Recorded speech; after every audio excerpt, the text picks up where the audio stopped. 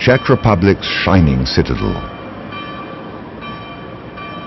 Celebrated by poets and kings, Prague is considered one of the world's most beautiful cities. Its vibrant history has an appeal even for Czech college students. People, consider Prague to be a special place for historical reasons and its architecture. But I live here, so I don't really kind of absorb or think about these things. Prague today is, I would say, one of the best places where you can live, as a young person especially. It's a city with a long history. One of my favorite writers is Franz Kafka, and so going through the same streets as he did is just a good feeling. But Prague also has a dark side. If we hide it forever, it will remain a cancer in the organism of the society.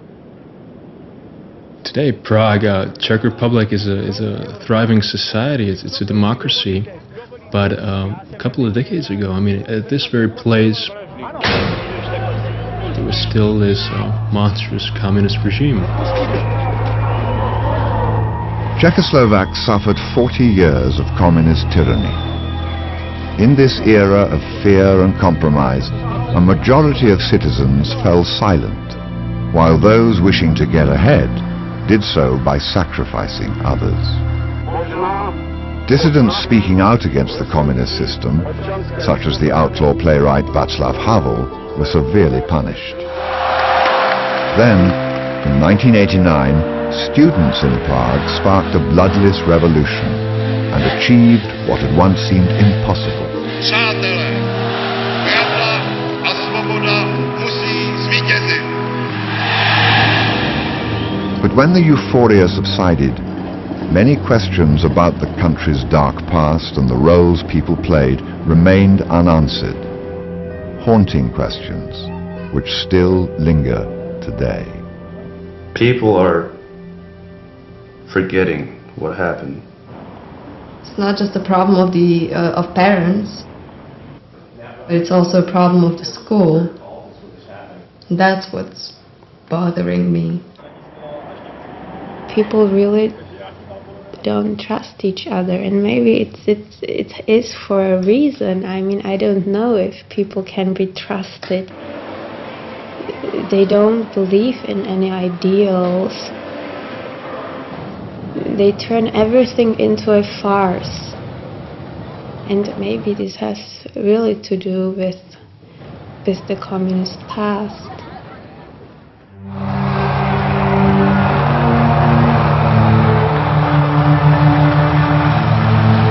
After the Second World War and the defeat of the Nazis in Eastern Europe, tensions flared in Czechoslovakia when free elections produced a communist-led government.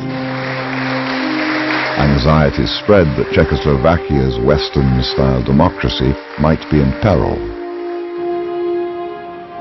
2 years later, those fears were realized when the communist-led majority engineered a coup. It's easier than you think to slip into a situation where you're governed by people who do not respect the fundamental ground rules of democracy, and in fact use democracy as a way of destroying it. Having seized power, Czechoslovak communists aligned themselves with Soviet Russia and isolated the nation behind the Iron Curtain.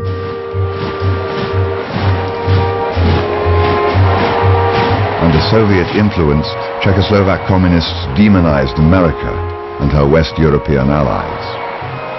You have two blocks facing each other.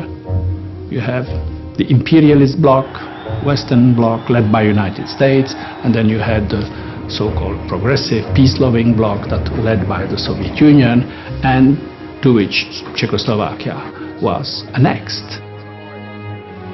After the coup, the Communist Party of Czechoslovakia instituted strict censorship and closed the country's borders.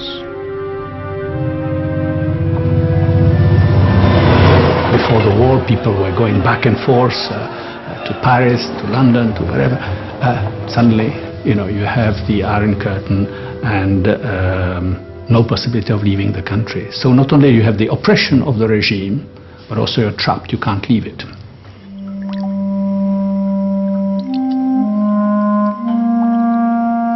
The regime, of course, wanted absolute control over everything.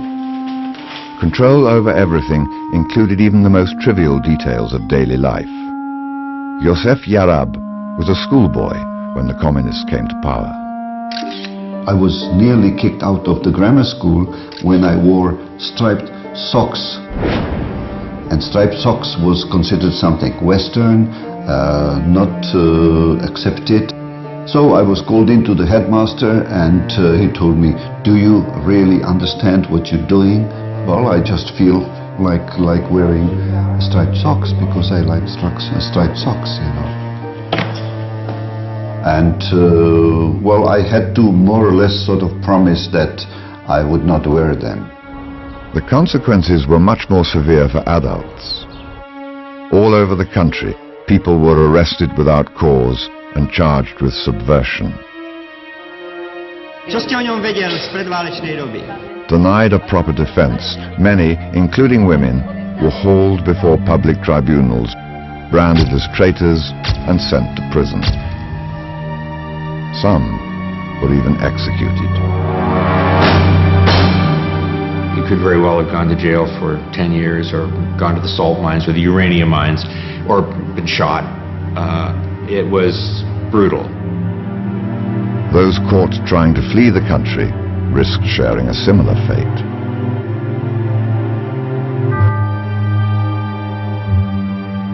Years later, in the 1960s, a faction in the regime led by Alexander Dubček wagered that without reform, the Communist Party would remain unpopular and despised by the majority of society. When these reform communists came to power in 1968, they introduced sweeping changes. It was the beginning of the Prague Spring. For the party reformers, that was the most important break with the 50s, with the Stalinist period. The main goals of the Prague Spring were to really renew the Communist Party as a legitimate group of people who were leading society, and who were basically saying to the country, without saying it literally, "We're sorry. We made a lot of mistakes. We've kind of ruined this country. We're going to give it back to you."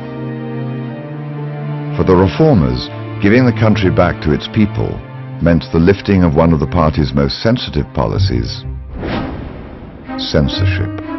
The big debate in the party then was, how far should we go in allowing others to voice their own views about what the Prague Spring should be about? Because, you abolish censorship, which is what they did at the beginning of 1968, and from then on, you're no longer in control of things. This was an exceptionally vivid and wonderful time for my life. In the late 1960s, Ivana Doležalova was a teenager living in Prague.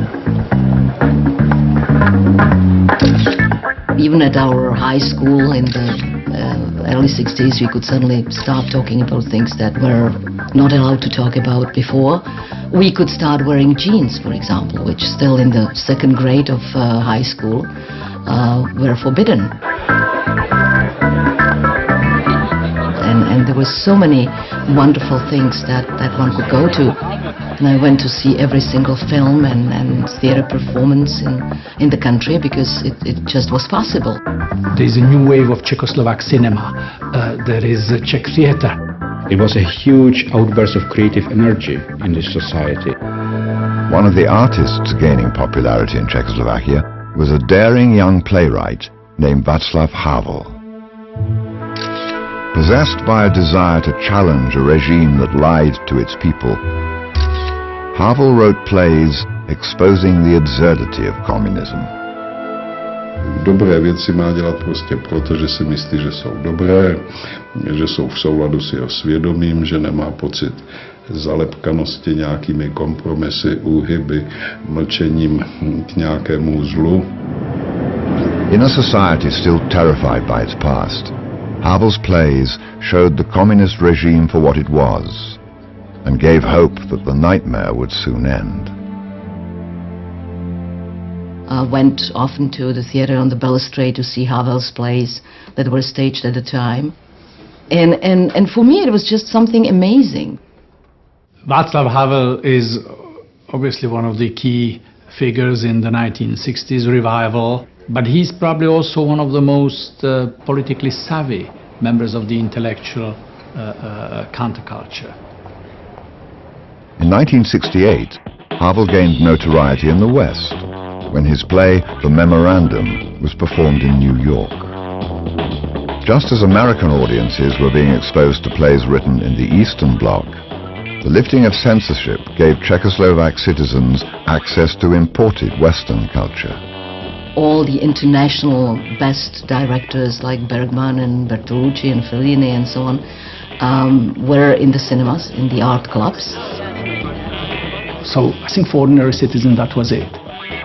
Freedom of speech, freedom to address all the issues of the past, and also freedom to travel. You could suddenly go and travel and move freely and hitchhike throughout Europe, which at the time hitchhiking was great fun.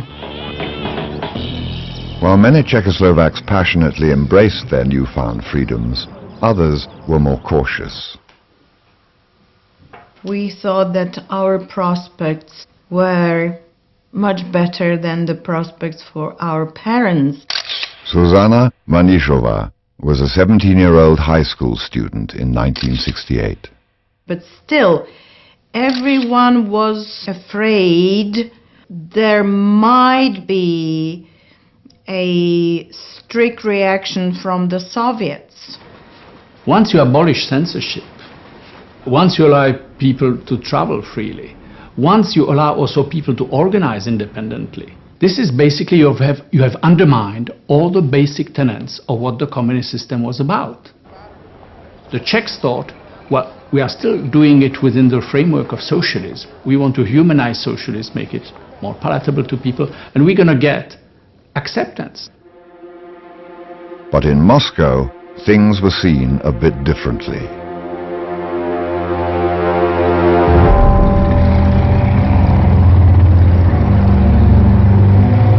I was woken up like, I don't know, 11, 12 at night. Somebody called, Russians are here. And I started shivering and I couldn't stop the shivering, so I was terribly afraid. At 11 p.m. on the night of August 20th, 1968, Czechoslovakia was invaded. The estimates were between 250,000 and 500,000 troops, including support troops. That's total military occupation.